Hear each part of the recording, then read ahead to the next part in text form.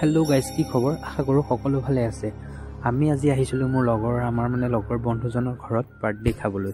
বাৰ্থডেটো খালেই নহ'ব ন, খাৱাটো খালোৱেই আমি, কিন্তু খাই থাকিলেই নহ'ব ন, আমিতো কিবা এটা ল'ব লাগিব। তাকে আমি আহিলোঁ এখন ওচৰৰ দোকানত। তাতে আৰু চালোঁ, বহুত বস্তু চালোঁ, কিন্তু পচন্দ নহ'ল।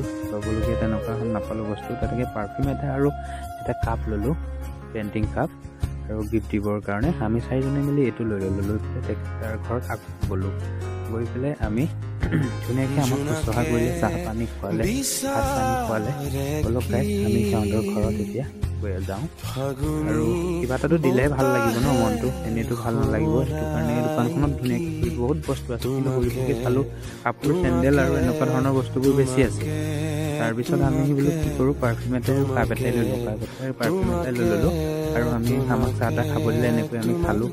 আৰু আমাৰ সৰু ভাইটি এটা বোলো বহুত কথা কয়, তাৰ লগত দুআষাৰমান কথা পাতিলোঁ, আৰু চবেই ফটো কৰি উঠিলোঁ। আৰু আমি এনেকৈ আৰু মোৰ বন্ধু দেৱাশিষৰ বাৰ্থডে খালোঁ, আৰু ধুনীয়াকৈ শুশ্ৰূষা কৰিলে। আৰু মিনি ব্লগটো ইমানেই। Bye bye.